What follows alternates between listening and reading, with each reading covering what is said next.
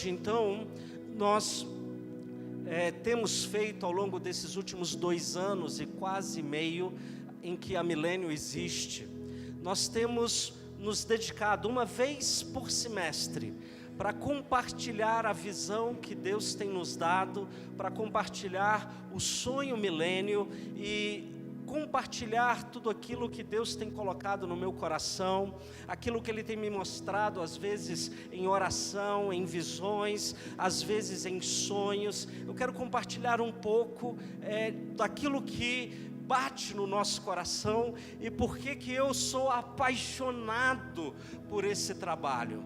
Vocês sabem que há muitas definições de paixão. Você já pode ter ouvido várias definições de paixão. Por exemplo, paixão é aquilo que você dedica o seu tempo com alegria, ou é aquela ação na qual você investe seus recursos, porque você é apaixonado por aquela situação, então você não mede esforços, não mede tempo, não mede recursos para fazer. Recentemente eu li uma definição que gostei muito, que diz que paixão é aquilo que quando você tem uma paixão real por alguma questão, você é capaz de viver a sua paixão, mesmo que essa paixão não te traga nenhum retorno financeiro. Você faz de graça, você faz porque você ama tanto, você acredita tanto, que você dedica a sua vida por isso. Eu me sinto então apaixonado por isso aqui, porque nós servimos aqui, como o pastor Emerson disse, nós servimos aqui com o coração voluntário, sem receber nada, somos dizimistas fiéis para sustentar esta obra. E eu digo para vocês, há 3 meses seguidos, que quando nós fechamos a conta do mês, além do meu dízimo, eu tenho que complementar para que a gente cubra as despesas deste lugar. E você diz assim, mas pastor, você cobre as despesas desse lugar e ainda assim continua investindo em missões? Sim, porque missões é prioridade para a nossa igreja. Missões está no coração de Deus. Missão é aquilo pelo qual Jesus veio a este mundo por nós, e pelo qual eu devo dedicar a minha vida em ganhar não só a minha cidade, não só a minha família, não só a minha casa, mas ganhar o meu país e ganhar o mundo para Cristo. Foi para isso que Ele nos chamou. Então, eu posso cortar qualquer investimento, menos o investimento nos nossos missionários. Sabe por quê? Porque o pastor Albino, antes, ele não tinha o que comer. E agora o pastor Albino, lá em Guiné-Bissau, ele dá comida para ele e para a família. A igreja está bonita, está cheia, entupida. Porque se não fosse a nossa oferta, a igreja do Piauí tinha que fechar as portas. Mas ela está lá abençoando vidas, porque pessoas como você e eu somos fiéis. Então paixão é isso, paixão nos move independente daquilo que você vai ganhar. Se você ganhar alguma coisa com a sua paixão, melhor ainda, tanto melhor ainda. Mas mesmo que você não ganhe nada, você que tem um coração apaixonado, a gente dá a vida, eu daria minha vida para fazer esse sonho e a visão milênio acontecer. E sabe, irmãos, Deus tem nos chamado para marcarmos uma geração inteira. Deus tem nos chamado para fazer a diferença neste mundo. Deus tem nos chamado para sermos a parte visível de um Deus invisível. Deus tem nos chamado para sermos como tochas acesas e erguidas altas. Deus tem nos chamado para sermos como um farol. Eu me lembro que quando nós estávamos mudando para cá, o Gustavo disse, pastor, vamos comprar um farol e botar em cima daquele prédio, para a gente iluminar a cidade. E quando alguém perguntar assim, o que é aquela luz iluminando? E aí nós vamos dizer, ali é a milênio, é a luz de Cristo brilhando, ali é um lugar de salvação. Ainda não tivemos dinheiro, irmão, mas eu gosto da ideia. Eu gosto dessas coisas assim malucas, né? Eu gosto muito da ideia. E tudo isso que eu estou dizendo para vocês é só para dizer o seguinte, sabe, Você não precisa ser um pastor, um missionário, um evangelista, um profeta, para você ser a parte visível de um Deus invisível. É por isso que o nosso coração bate. Nós somos uma igreja que temos sim essas 4 paredes para nos edificarmos, para buscarmos aquela força para a nossa semana, mas nós acreditamos numa igreja que está fora das 4 paredes, e para isso não há idade. Eu ouvi um testemunho, eu queria chamar a Larinha aqui. Vem cá, Larinha, pode vir com o pastor, sem medo. Uma salva de palmas para a Larinha.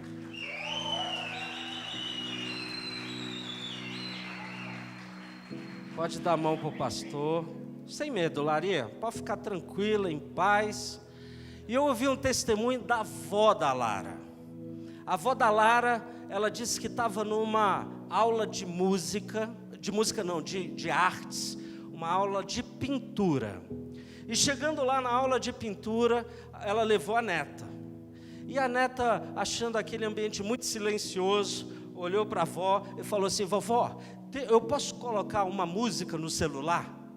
Aí a avó: não, mas você está vendo que não tem música nenhuma aqui? Vai que as pessoas não gostam da música que você escolheu. Cada um gosta de um tipo de música. Ela, meu Deus, andou para um lado, andou para o outro. Aí depois ela falou assim: vovó, eu posso cantar uma música? Aí a avó ficou assim, sem saber o que fazer. E as pessoas que estavam lá perguntaram assim: deixa sua neta cantar uma música, né? E aí a Larinha cantou uma música, e ela vai cantar um trecho para a gente, e depois eu vou contar o que aconteceu. Você consegue, Larinha? Vamos lá, uma salva de palmas para lá. Bem pertinho da boca, tá? Pode ir? Pode. Essa música, a minha mãe, que ela que me ensinou, ela é bem bonita e todo mundo gosta dela. 1, 2, 3 e... Tá.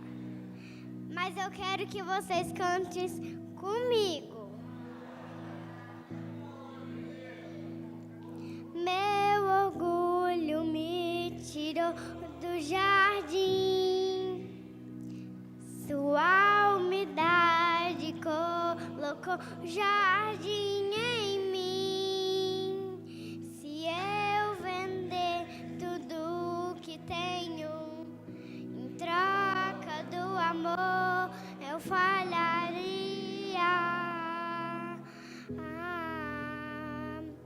Pois o amor não se compra e nem se merece.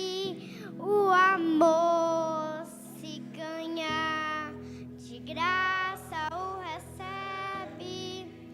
Quero conhecer Jesus. Quero conhecer Jesus e ser achado nele. Quero conhecer Jesus.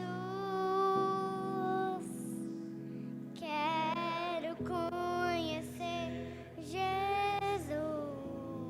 Aleluia.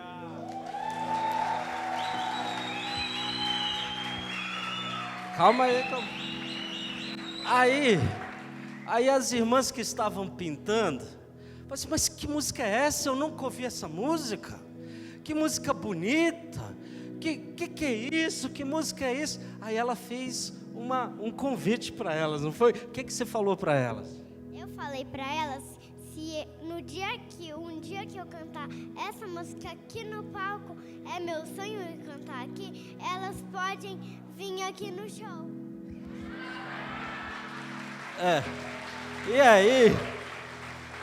E aí falou assim: vocês nunca ouviram essa música, vocês nunca foram na minha igreja. A avó me contou, a avó diz assim: vocês têm que ir na minha igreja é a Milênio. Vocês têm que ir lá porque lá é muito bom, não é?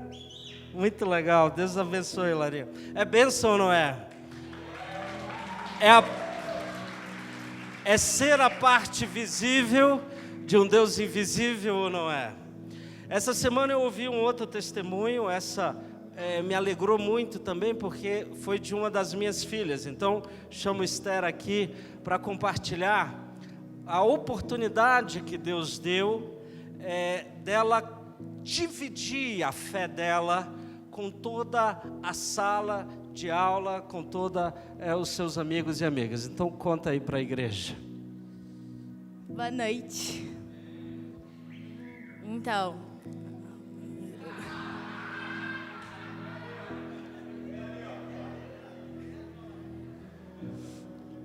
essa semana eu tinha um trabalho para apresentar, um trabalho de ensino religioso.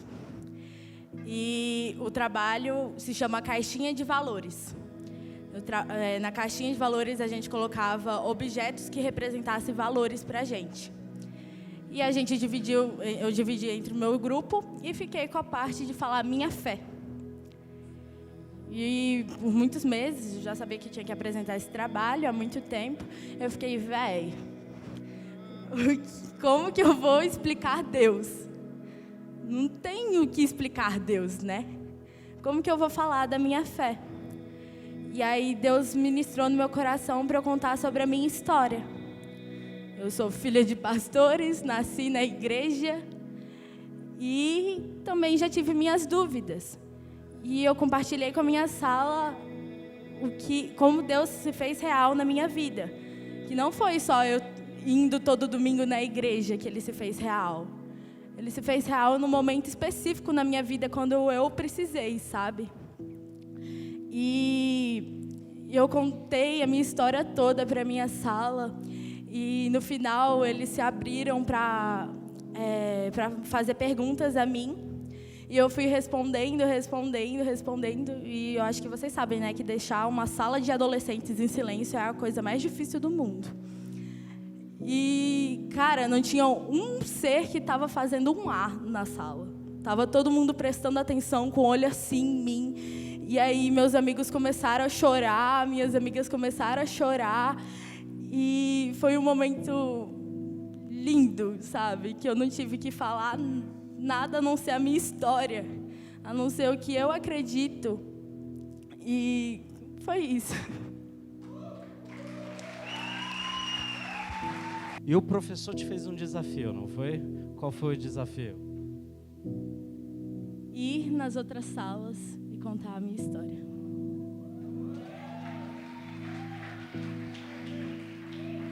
Deus te abençoe, filha. Você sabe, imagina a chance de você compartilhar a sua fé com todos os seus amigos da sala de aula, e agora o professor quer que ela vá em todos os nono ano do Colégio Mackenzie para contar a história de vida e de fé. Isso é ser a parte visível de um Deus invisível. Glória a Deus, Deus abençoe. Eu separei um texto para ler com os irmãos, que está na segunda carta de Paulo aos Coríntios, no capítulo 5, versos 18 a 21, que diz assim: em Cristo, está lá, em Cristo, Deus estava reconciliando consigo o mundo. Em Cristo, Deus estava fazendo as pazes entre Ele e a humanidade, não levando mais em conta os pecados das pessoas. Agora, portanto, nós somos embaixadores de Cristo. Repita comigo: embaixadores de Cristo. Deus faz o seu apelo por nosso intermédio.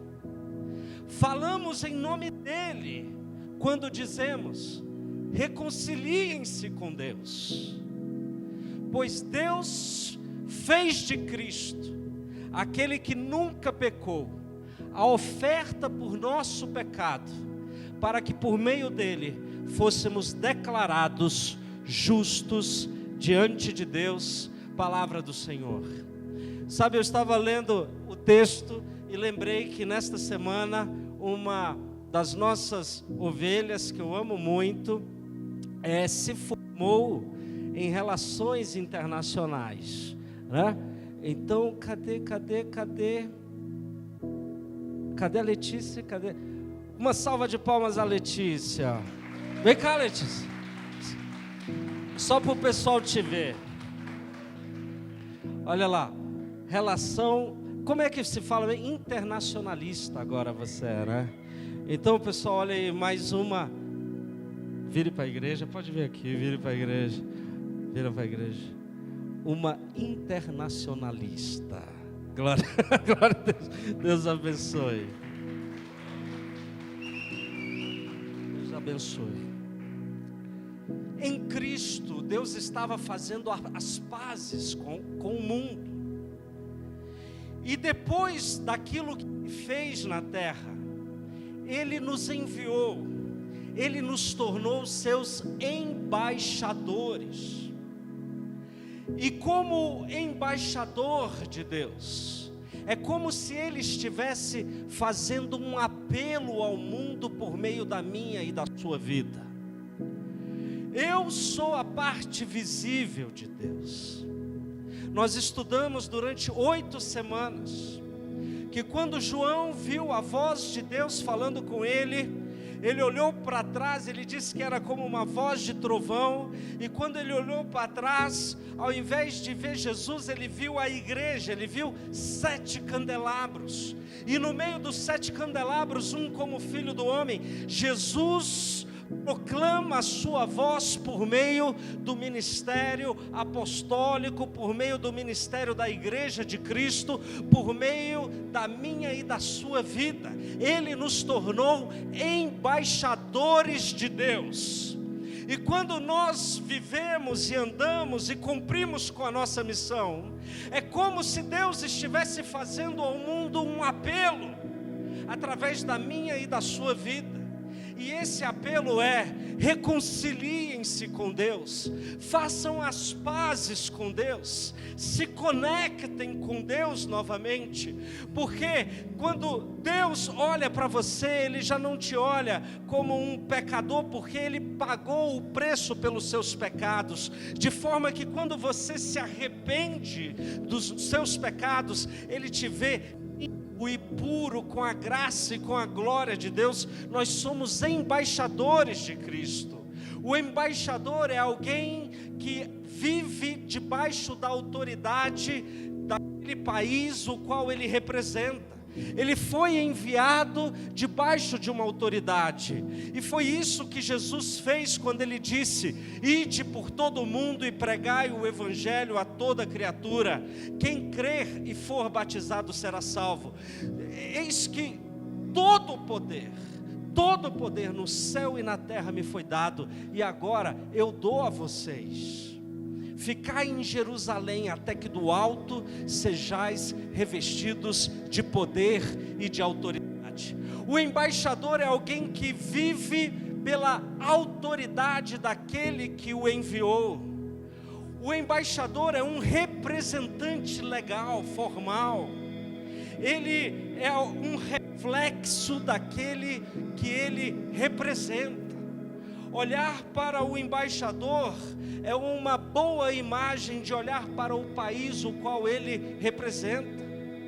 Eu me lembro quando eu tive em missão na China, fui lá tentar levantar recursos para investir na infraestrutura do Brasil, e eu visitei grandes instituições, e o lugar que eu me senti em casa foi quando eu fui na embaixada, e lá fomos recebidos pelo embaixador, por toda a sua equipe de diplomatas, e a gente se sentiu no Brasil, mesmo num país que a gente não conhece, mesmo num país que a gente não entende a língua, mas eu me senti em casa, porque a embaixada, o embaixador tem esta capacidade de ser um pedaço do nosso país em outro lugar.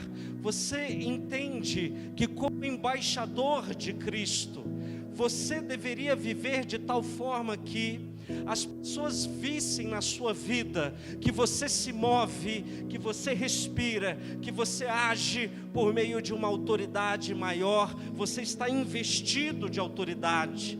As pessoas deveriam ver a sua vida e verem em você um reflexo daquele que nós representamos. É por isso que Deus não nos leva para o céu assim que nós nos convertemos. Porque Ele quer, na verdade, que a oração que Ele nos ensinou se cumpra. E a oração que Ele nos ensinou é: Pai nosso que estás no céu, venha o teu reino para a terra. Venha o teu reino. Que se faça aqui na terra, da mesma forma como é feita no céu, que a sua vontade se cumpra na terra.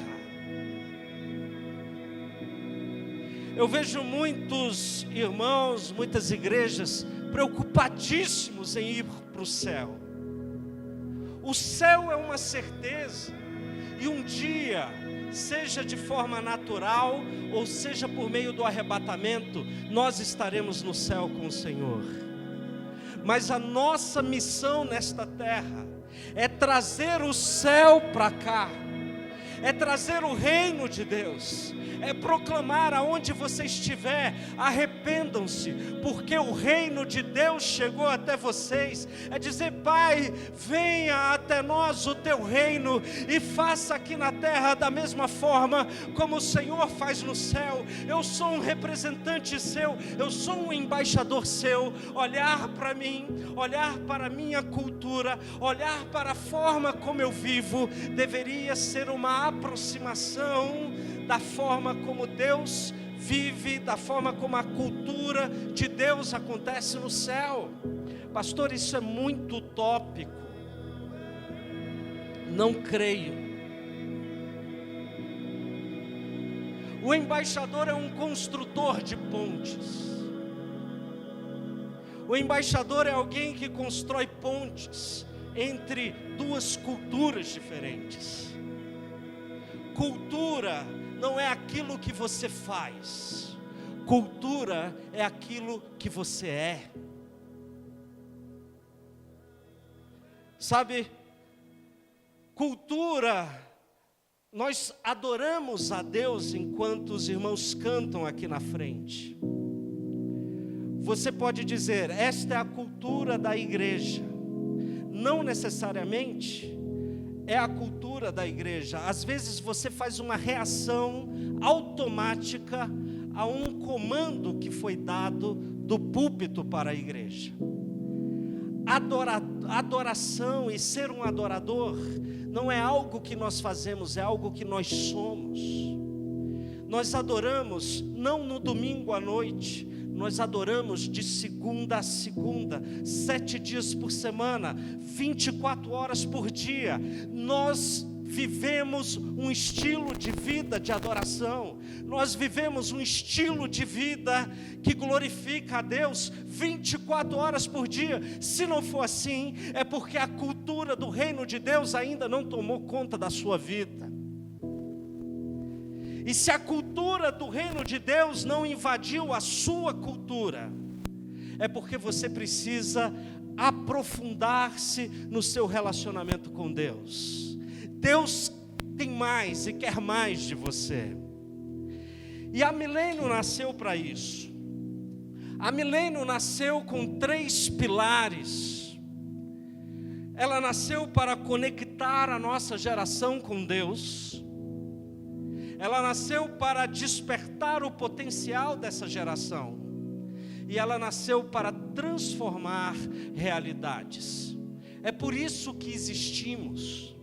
Essa é a nossa missão. Pastor, explica isso melhor. Sabe, irmãos, quando eu tinha 14 anos de idade, foi quando eu recebi o meu primeiro chamado para o ministério pastoral. Já faz um bom tempo. Eu tinha a idade da minha filha Esther. E aos 14 anos de idade, Deus me deu uma visão que eu via a linha do horizonte e milhares de pessoas que vinham da minha esquerda para a minha direita e entupia, parecia um formigueiro.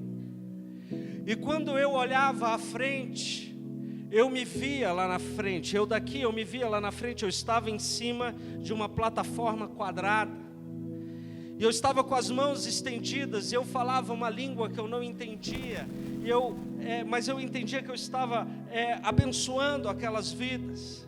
E quando eu olhava para frente, eu via pessoas, conexões saindo e se conectando, e outras plataformas surgindo. E quando nós olhávamos para as pessoas, elas diziam assim: Deus, me perdoa, Senhor, porque nunca ninguém me falou nada. Me perdoa, Senhor, porque eu nunca tive a chance de ouvir, de entender e de compreender. Eu tinha 14 anos, eu me lembro que eu fui para o meu pai, ele está viajando, ele não está aqui para confirmar para os irmãos, mas eu fui, muito trêmulo, muito cheio de Deus, contei, guardamos aquilo no coração, mas tempos depois, o Senhor veio confirmando que se trata de toda uma geração. Quando nós orávamos pela Milênio, nós perguntávamos: Senhor, onde nós faremos esta nova igreja? Onde nós vamos construir esta nova visão? E então um dia, indo para o trabalho, eu ouvi a voz do Espírito Santo dizendo: filho, não é um lugar, é toda uma geração. É toda uma geração que precisa de um odre novo, porque vinho novo tem que ser derramado em odres novos.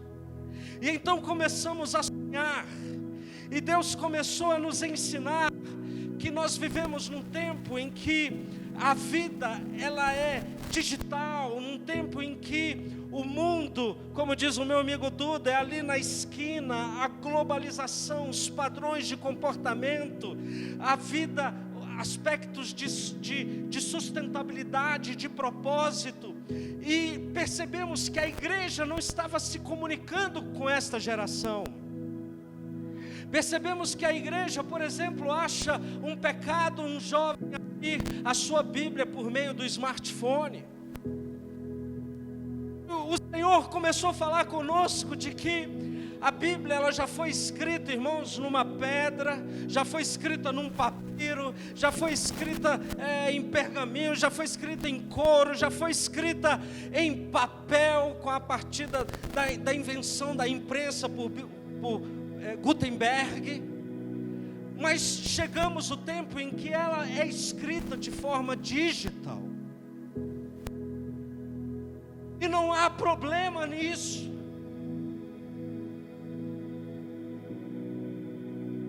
Não há problema nisso. Nunca na história houve uma preocupação tão grande com aspectos de sustentabilidade, com aspectos de meio ambiente, com aspectos das gerações futuras. Nossas crianças nascem desde as tenras idades, desde do mais baixo nível ali que está começando o aprendizado no colégio, já essa cultura da sustentabilidade, e nós nos perguntamos o que a igreja tem feito por isso. O que a igreja tem feito por isso? E o mandato da sustentabilidade, meus irmãos, deveria ser em primeiro lugar nosso, porque foi a nós, a igreja, que Deus disse: cuide desta terra, zele por ela, seja um bom mordomo. Ele criou este mundo para nós. E então precisamos de um novo odre, para trazer não uma nova mensagem, senão a mensagem bíblica, de que Deus deseja alcançar esta geração para Ele. Uma geração que nunca se falou tanto em pânico, em tristeza, em desejos de suicídio, em pessoas que se cortam e se ferem e se machucam, pessoas completamente encharcadas por espíritos imundos. E Deus, Ele tem uma uma palavra de vida, ele tem esperança, ele tem alegria. O Evangelho é, antes de tudo, alegre. Ele prometeu, o profeta, por meio do profeta Isaías, que chegaria o tempo em que ele tiraria o manto da tristeza e derramaria óleo de alegria. E nesta época, ele curaria os quebrantados de coração, ele derramaria do seu espírito. E é para isso que nós existimos, para sermos uma conexão com o nosso tempo, para sermos uma conexão com estas novas gerações. Pastor, então eu tenho um pouquinho mais de idade, a milênio não é para mim? Não, a milênio é para você. É para você que entende que a sua geração não consegue comunicar adequadamente com os seus filhos e os seus netos. Você que entende que nós precisamos construir um novo tempo e um novo odre. E você acredita tanto nisso que você se une conosco. Toda igreja sempre vai coexistir pelo menos 3 gerações. Meu pai, eu e meu filho. Alguns sortudos convivem com seus bisavós.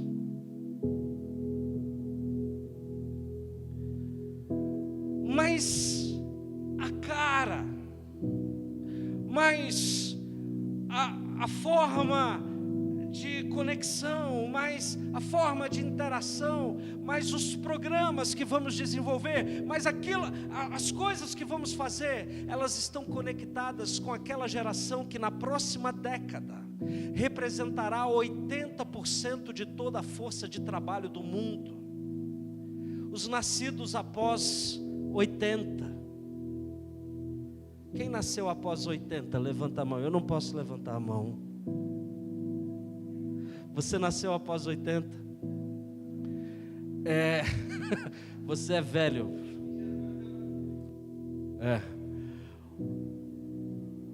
Essa é a chamada geração Y, ou geração milênio. Uma geração que desconfia das autoridades eclesiásticas. Uma geração que desconfia da possibilidade de se conectar com uma igreja, com um tempo, com que a igreja tem algo de relevante para dar. A igreja é lugar de gente inteligente. A igreja é lugar de gente bem-sucedida. Pastor, eu não sou bem-sucedido, mas vai ser em nome de Jesus. Em nome de Jesus. Eu senti que o irmão sentiu. Eu senti, irmão. Eu quase me assustei até. Então o que nós fazemos? Nós falamos, você precisa se conectar com Deus por meio de Cristo.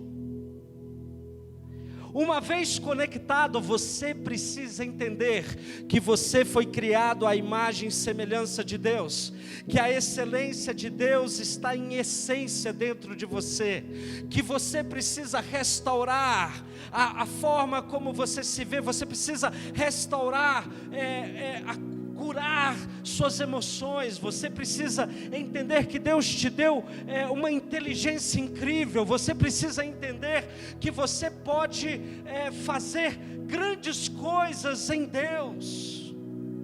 Deus te deu um potencial único. Deus te deu um potencial incrível. Você pode passar no concurso que você quiser. Você pode empreender da forma como você quiser. Você pode construir, viver, vencer. Você pode, porque você foi criado à imagem de Deus. E agora, uma vez conectados com Deus, você pode buscar a recomposição dessa imagem. É por isso que nós oferecemos cursos como Onde Foi Que Eu Errei?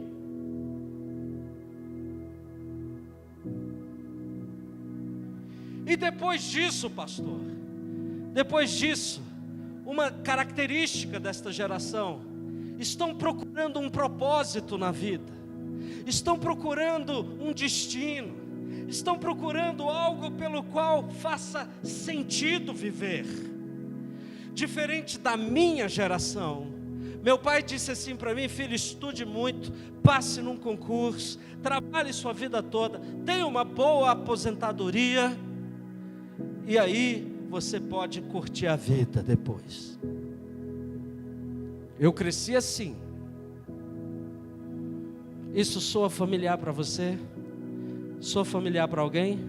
Estabilidade era o meu valor. Estabilidade. Fala hoje com essa moçada, eles vão dizer: o quê? Trabalhar a vida inteira? Bater ponto? Fazer o mesmo trabalho por 35, 40 anos? Só depois eu viajar? Está amarrado, pastor. Está repreendido. Eu quero conhecer o mundo. Eu quero fazer alguma coisa que tenha sentido, que tenha significado.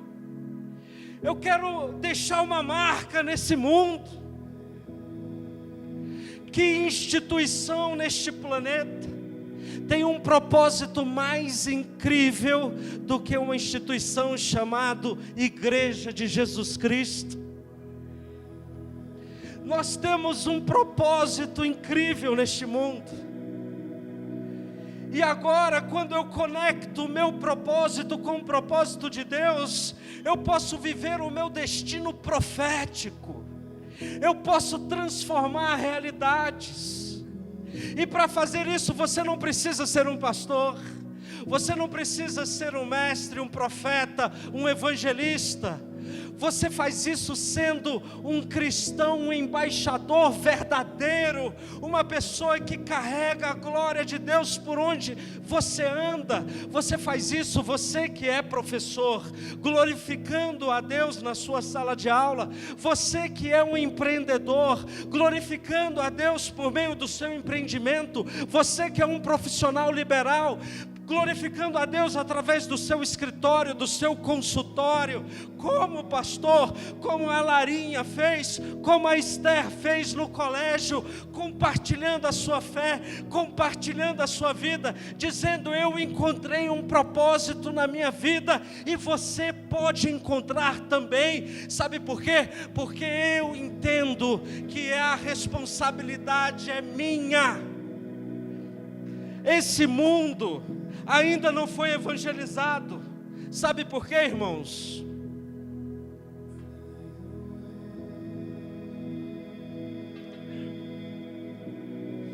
Eu já vou responder. Eu lembrei aqui agora de Martinho Lutero, reformador. Reformou a igreja. A igreja se libertou de muitos maus hábitos, vendas de indulgência, caminhos para comprar um lugar no céu.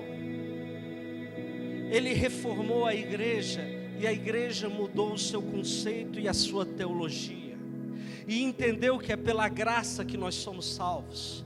Ele descobriu o princípio de que todo cristão é um sacerdote, e que como sacerdotes você não precisa de um pastor para chegar-se até Deus, você não precisa de um padre, você não precisa de um intermediário. Jesus Cristo é o único intermediário que você precisa. Você pode se conectar direto com Deus. Martinho Lutero descobriu isso. Ele descobriu que era somente pela graça, pela fé, que somente pelas Escrituras. Mas a descoberta dele Mudou a teologia daquele tempo, mas não mudou o comportamento. E eu vou explicar. Ele descobriu, somos todos sacerdotes. Mas as pessoas vão para a igreja, tem um pastor, alguns levitas, outros servindo lá no som. Você senta, você assiste o culto, você levanta, vai para a sua casa e vive a sua vida.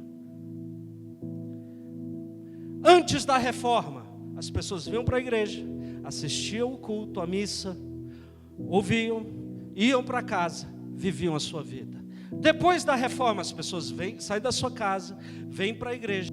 Há uma meia dúzia de pessoas aqui trabalhando. Você ouve a mensagem, volta para sua casa e vive a sua vida. O que você está falando, pastor? O que eu estou falando é que nós descobrimos o princípio do sacerdócio de cada cristão, mas não colocamos o sacerdócio em prática. Você não fez da sua casa um ponto de glorificação a Deus. O seu filho nunca ouviu a sua voz em oração por ele. A sua esposa nunca viu você de joelhos orando por ela. O seu filho não aprendeu as escrituras com você. No seu trabalho as pessoas nem sequer sabem que você é um crente em Jesus Cristo. Crente, você nem gosta desta palavra. Sou crente. Você vive de forma discreta. Sabe, irmãos, eu entreguei tudo para o Senhor. Entreguei meu orgulho. Entreguei, não tenho vergonha. Eu sou um diretor de um grande banco. Eu não tenho vergonha de dizer que o motivo pelo qual o meu coração bate, o motivo pelo qual eu tenho ar nesses narizes, é para trazer glórias ao Senhor, é para trazer o céu para a terra, é para ser um embaixador de Deus aqui na terra, é para marcar a minha geração, é para fazer diferença nesse mundo, é para transformar o mundo. Essa é a nossa visão. É simples. Conecta com Deus. Desperta o potencial. E agora diz, meu filho, mude realidades. Que realidade, pastor? Comece com a sua casa. O problema do mundo, eu estou convencido de que é um problema individual do ser humano. Como assim, pastor? É simples. O país está doente porque as cidades estão doentes. As cidades estão doentes porque as famílias estão adoecidas. As famílias estão adoecidas porque o indivíduo está adoecido. Muda o indivíduo e você muda o mundo.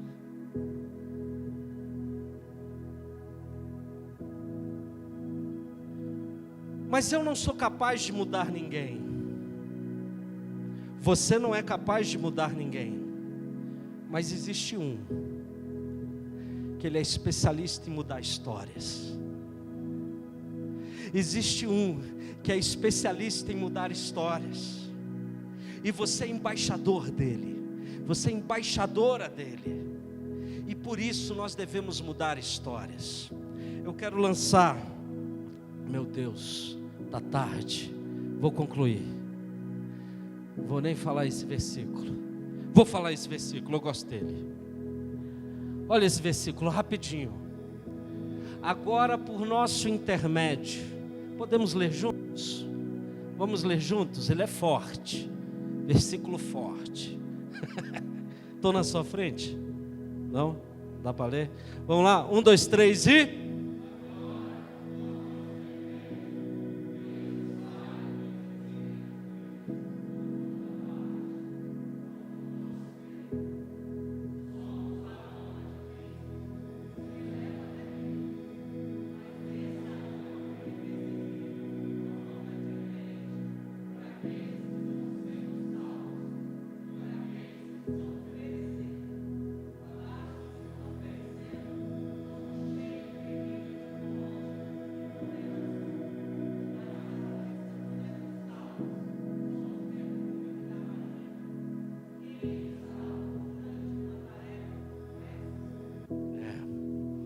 Uau!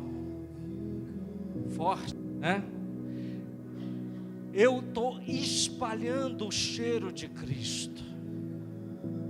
Para aqueles que se perdem, eles até se incomodam com a nossa presença.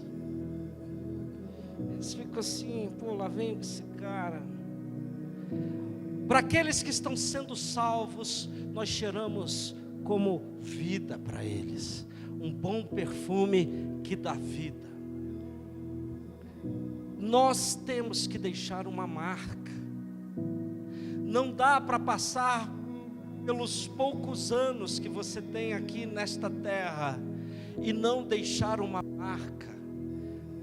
Mais uma vez, pastor, eu não fui chamado para ser pastor. Você não foi chamado para ser pastor. Você foi chamado para ser discípulo de Jesus. E o discípulo é aquele que dá testemunho. O discípulo é aquele que diz o que Jesus fez na sua vida. O discípulo é aquele que canta uma música. O discípulo é aquele que compartilha a sua fé. É aquele que entende que de graça recebeu e de graça deve dar. Deus está nos chamando para uma nova revolução, como as meninas cantaram, ou por uma segunda reforma. A primeira reforma foi uma reforma de conceitos. A segunda reforma é uma reforma de comportamentos. Deus está te chamando para você mudar o seu comportamento. Deus está te chamando para você ser a parte visível de um Deus invisível. Deus está te chamando para você não ter mais vergonha dele. Deus está te chamando para você ser de fato viver e encarnar a forma como Cristo viveu e encarnou nesse mundo. E eu quero, irmãos, eu quero finalizar, eu quero desafiá-los a 3 desafios que Deus colocou no meu coração durante esse tempo que eu andei orando por esse culto. 3 desafios. O primeiro desafio eu disse que a minha missão é conectar com Deus. Olha o slide. Eu peço que os meninos projetem o slide. Conectar a nossa geração com Deus. Qual o meu desafio? O seu desafio você vai se comprometer a se esforçar para ajudar alguém a se conectar com Deus. Que desafio, né? Como eu faço isso? Compartilhando a fé, convidando para vir para a igreja, orando pela pessoa. Você vai se comprometer, é o desafio do 1 mais 1. Que desafio é esse, pastor? Cada discípulo verdadeiro de Jesus se compromete a fazer mais um discípulo de Jesus. Eu falei, esse mundo não está salvo ainda, porque nós não assumimos o nosso papel de evangelização. Irmãos, infelizmente assim, o tempo passa tão rápido. Eu tinha tanta coisa para contar para vocês, mas outro dia eu cheguei na empresa e alguém me procurou e disse assim: eu sonhei com você. Eu disse: oi, o que você sonhou? E ela disse: eu sonhei que você parava na minha frente e dizia assim: eu tenho uma palavra de Deus para a sua vida. E aí ela ficou assim. E eu falei: então o que mais? Ela falou: só isso. E eu quero saber qual é a palavra de Deus que você tem para a minha vida. Você tem uma palavra de Deus para a minha vida? Eu falei: eu tenho. Começamos a conversar e compartilhamos a fé. Outro dia eu cheguei na hora do almoço e uma pessoa que eu não convivo olhou para mim e disse assim: eu sonhei com você. Eu disse: sério? Ela disse: sério. Eu falei: o que sonhastes? Eu sonhei que existia um rio. Do lado de cá eu via a minha avó e o meu sobrinho que já faleceram. Eles estavam iluminados.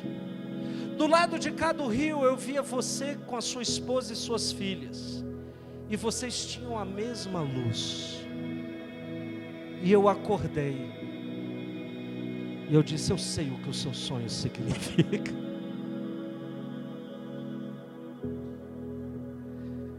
Nós não precisamos chegar do outro lado para resplandecermos a luz de Cristo. Amém? Outro dia E assim vai. Se eu for contar, as pessoas estão sonhando comigo.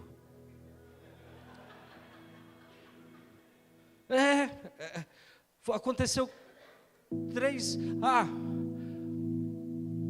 Teve várias. Vocês lembram uma vez ainda, quando nós estávamos na 105, que eu disse que eu estava almoçando, vi um cara com a cara triste. Eu me apresentei para ele, perguntei o que estava acontecendo. Ele dizia: eu quero ter um filho. Vocês lembram disso? Vocês lembram que eu contei essa história? Eu orei por ele na hora do almoço. Eu disse assim: olha, eu vou orar por você, porque eu sou filho de uma mãe estéril, de uma mãe que nasceu com útero infantil. Mamãe tinha um útero infantil, teve 3 filhos. A palavra final não é do médico, a palavra final é de Deus. Aí ele olhou para mim: mas você vai orar aqui? Eu falei: eu vou. Nem fecha o olho. Aí ele falou: tá bom. Não fecha o olho para ninguém pensar que a gente está doido. Olha para mim. Ele olhou para mim: Jesus, dá o filho para eles, meu pai. Eu quero dizer que ele já está segurando o filho dele nas mãos.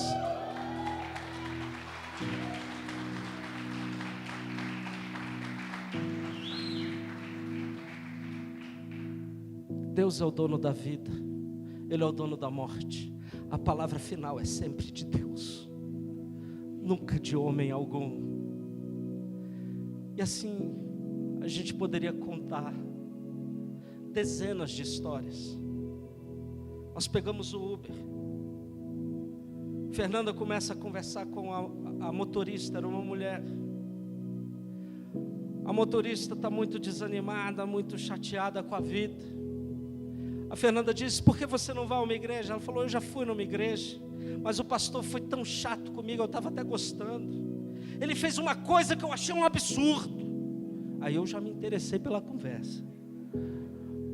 Aí eu fiquei assim: tomara que a Fernanda pergunte o que ele fez. Aí a Fernanda perguntou: e o que foi que ele fez? Você acredita que ele disse: irmã, você tem vindo aqui já há um bom tempo, por que você não fica um pouco mais depois que o culto acaba, para a gente te conhecer melhor, poder conversar, você poder conhecer as pessoas? Que absurdo! Aí eu falei: misericórdia, eu falo isso o tempo todo. Aí nós estávamos numa conferência. No carro estava eu na frente, Fernanda, Xene e Bruno atrás. Aí nós estávamos numa conferência numa igreja chamada Bola de Neve. E lá na Bola de Neve, a Fernanda falou assim: olha, nós estamos num lugar muito legal, chama Bola de Neve. Por que você não vai lá na Bola de Neve? Aí ela falou: eu já fui. Não vou lá de jeito nenhum. Eu falei: é mesmo? O que aconteceu? Você acredita que eles tentaram me vender um boné por R$35? Boné que eu compro na feira por 20. Eles tentaram me vender por R$35. Ladrões! Nessa hora eu já estava orando assim, eu falava assim: Deus, me dá uma palavra, Pai. Compartilha um pensamento que o Senhor tem a respeito dela. E então veio um pensamento na minha mente. E o pensamento foi assim: ela foi abandonada pelo pai, ela foi abandonada pelo marido, ela é uma órfã. Eu falei: meu Deus, como eu falo isso para ela? Aí eu perguntei, criei coragem, perguntei assim: minha querida, quanto tempo o seu pai te abandonou? Ela estranhou, olhou para mim e falou: eu não vejo meu pai desde que eu tenho, não me lembro a idade, 6 anos, 5 anos. Desde que eu sou bem novinho eu não vejo meu pai. Aí, quando testificou a primeira, aí eu enchi de coragem. Eu falei: pois o Senhor me diz que você não consegue ficar na casa do seu pai, porque você não consegue ver a bondade, o amor, a graça, a misericórdia, porque você foi abandonada pelo seu pai. O Senhor me disse que você foi abandonada também pelo seu marido. Nessa altura ela começou a chorar e chorou muito. E aí o pessoal assumiu. Quando nós chegamos, ela falou: foi a melhor viagem que eu já fiz na minha vida. E ela desceu, ela orou, e ela se reconciliou com Deus. E ela pediu: eu quero um abraço de vocês. E abraçou a turma, e abraçou. O que eu quero dizer para vocês é que nossas armas não são carnais, elas são espirituais, elas são poderosas em Deus para desfazer todo tipo de raciocínio, todo tipo de filosofia vã. Nossas armas são poderosas em Deus para destruir muralhas, mas você só vai viver isso no dia que você tiver coragem de assumir o seu papel no mundo, de dizer: eu faço parte da geração que vai separar o joio do trigo, eu faço parte da geração que vai levar a glória de Deus, eu faço parte da nova reforma, dessa nova revolução, uma revolução comportamental. Eu faço parte, eu aceito o desafio do 1+1, pastor. 1+1. Cada irmão se compromete a conectar mais um com Deus. E o segundo desafio, ele tem a ver com o nosso crescimento espiritual. Nós vamos montar aqui um colégio, uma escola de formação de líderes. Estamos estudando junto com o Alexandre já alguns currículos. Nós vamos fazer um grande trabalho aqui de formação de discípulos. Você precisa entrar e se engajar nisso. E por fim, aí é muita loucura, eu sei, mas Deus me mandou construir uma escola lá em Guiné-Bissau. Eu quero saber se você vai me ajudar, porque nossa igreja lá já tem um terreno. A aldeia é muito pobre, já tem um terreno, eles não têm escola, as crianças não estudam, não sabem nada, e nós podemos, com muito pouco, com um pouco de foco, irmã Hélia, André Brasil, cadê a irmã Hélia? Está lá atrás, André Brasil. Então, construir uma escola em Guiné-Bissau. Mas pastor, a gente não consegue nem pagar as coisas. Outro dia alguém me perguntou assim: pastor,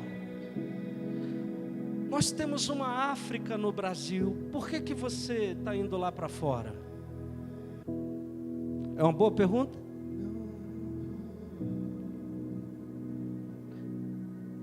Porque Jesus me mandou testemunhar em Jerusalém,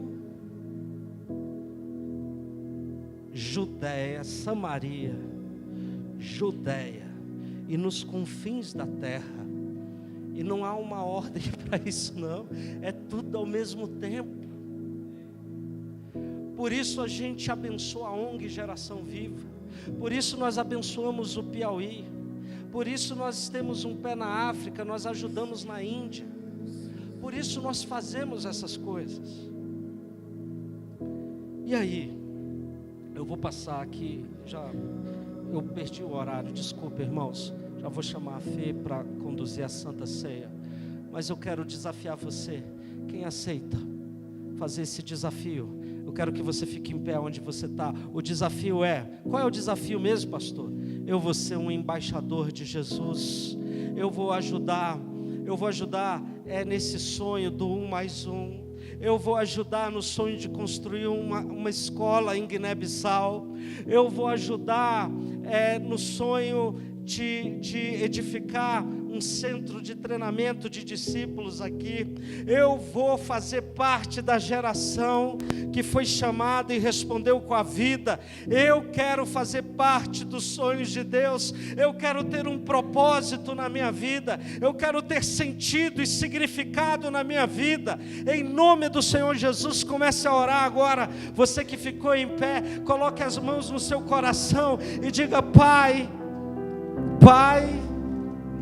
eu te entrego a minha vida, eu te entrego os meus sonhos, Eu quero viver os teus sonhos, Senhor. Eu quero ser a parte visível de um Deus invisível. Eu quero mudar o mundo, Senhor. Eu quero ser como uma tocha acesa e erguida alta, Senhor. Então, toma a minha vida, Jesus. Assuma o controle do destino, do meu destino, em nome de Jesus. Ah, Deus, eu oro agora por cada irmão, por cada irmã. Eu peço que venha sobre a sua vida agora porção do Espírito Santo de Deus, uma porção nova do Espírito Santo de Deus. Comece a orar agora, comece a dizer: Senhor, se você ainda não recebeu um dom espiritual e quer receber, comece a dizer agora: Pai, eu quero receber um dom espiritual. Espírito Santo de Deus, comece a derramar, Senhor, unção, comece a derramar renovo, graça, coragem, fé, meu Pai, em nome do Senhor Jesus. Deus, em nome do Senhor Jesus, começa a fazer aquilo que nenhum homem pode fazer, só o Senhor pode fazer, Deus, só o Senhor pode fazer, em nome do Senhor Jesus.